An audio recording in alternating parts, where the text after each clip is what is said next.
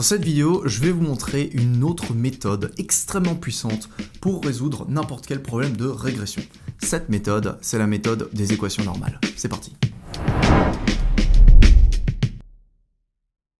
Alors, la méthode des équations normales, c'est en fait une méthode qui est directement inspirée de la méthode des moindres carrés. Alors, je sais ce que vous vous dites.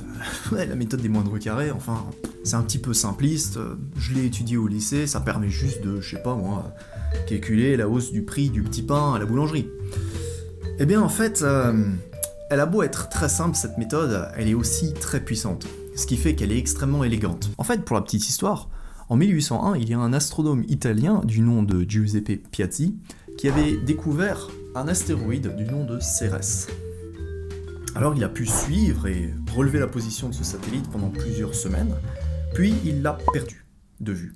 Alors c'est devenu le grand challenge dans la communauté scientifique pour qui arrivera en premier à retrouver la position de Cérès grâce à des calculs. Tout le monde a fait énormément de calculs, des calculs hyper complexes, et tout le monde a échoué. Sauf un gars. C'était un physicien allemand qui avait utilisé la méthode des moindres carrés. Donc la méthode des moindres carrés, ça peut sembler simple, mais c'est pas de la rigolade. Alors je me rappelle que j'en ai déjà parlé dans une ancienne vidéo. Vous savez, ça consiste à prendre comme fonction coût l'erreur quadratique moyenne, qui va donc être une fonction convexe, et de trouver son unique minimum en calculant la position à laquelle on a une tangente horizontale, c'est-à-dire le point pour lequel la dérivée de notre fonction coût par rapport au paramètre, disons A, est nulle. On se rappelle, dans une ancienne vidéo, on a déjà vu la généralisation du gradient de la fonction coût. Et par généralisation, je veux dire le calcul d rond j sur d rond θ, qui nous permet de trouver immédiatement tous les gradients de notre modèle, donc le gradient pour tous les paramètres. Ce calcul, c'est 1 sur m fois la transposée de la matrice x, facteur de xθ moins y. Donc le résultat de ce calcul, c'est un vecteur de dimension n fois 1, donc de la même dimension que le vecteur θ, qui comprend tous les gradients de notre modèle. Donc d rond j sur d rond a, d rond j sur d rond b, etc., etc. Donc autant de paramètres qu'on a. Donc comme on le sait maintenant, dans la méthode des moindres carrés, on va chercher la position A pour laquelle la dérivée de j s'annule. Donc on va chercher ce point-là. Et on va aussi chercher par rapport à B, et par rapport à C, et par rapport à tous les paramètres qu'on a dans notre modèle. Donc on va chercher à annuler ce vecteur. Donc on cherche la position où cette équation s'annule. On cherche quel est le paramètre θ qui nous donne une équation qui s'annule. Donc, on va écrire 1 sur m, voilà, transposé de x fois x θ moins y, qui est égal à 0. Donc on recopie cette expression. Alors, et on va essayer d'isoler θ. Donc, la première chose qu'on peut faire, c'est multiplier de chaque côté par m pour enlever ce terme. Ensuite, on peut distribuer la transposée de x, ce qui nous donne la transposée de x fois xθ moins transposée de x fois y, qui est égal à 0. Ensuite, ce terme, on peut le faire passer de l'autre côté, ce qui nous donne donc transposée de x, xθ, égale transposée de x, y. Là, on est à deux doigts de trouver θ. Pour ça, il faut qu'on puisse inverser la transposée de x fois x pour pouvoir la passer de l'autre côté de l'équation.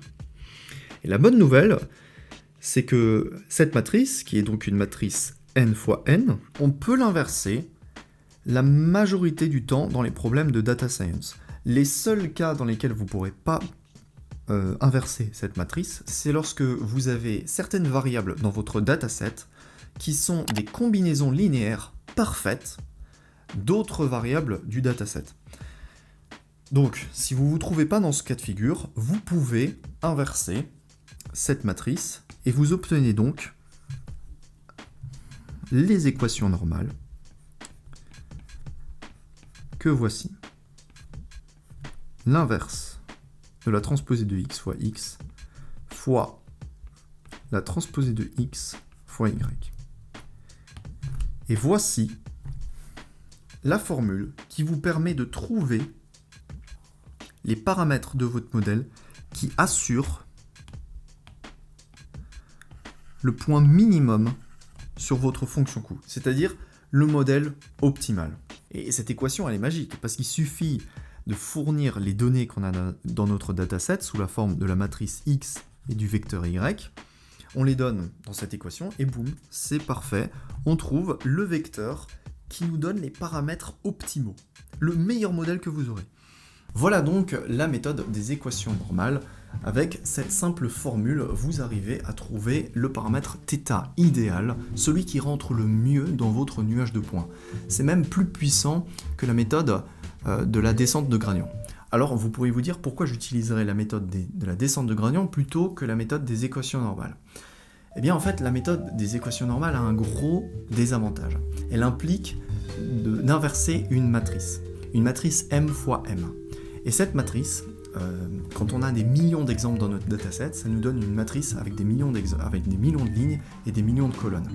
Pour qu'un ordinateur puisse inverser une telle matrice, il faut un espace de stockage pour stocker toutes les adresses qui est beaucoup trop gros pour les ordinateurs qu'on a aujourd'hui. Donc on est contraint d'utiliser la méthode de la descente de gradient pour les problèmes extrêmement larges. Maintenant, il n'empêche que lorsqu'on commence un projet de machine learning, lorsqu'on a une régression à faire, on va plutôt essayer la méthode des équations normales lorsqu'on a un dataset qui n'est pas trop large. Voilà, donc c'est tout pour cette vidéo. Dans la prochaine vidéo, on verra comment implémenter la méthode des équations normales dans NumPy, puis dans Scikit-learn. J'espère que cette vidéo vous a plu. Si c'est le cas, merci de laisser un commentaire et de vous abonner. En complément, vous êtes libre de recevoir gratuitement une copie de mon livre Apprendre le machine learning en une semaine. Le lien est dans la description. Je vous dis à très vite pour la prochaine vidéo.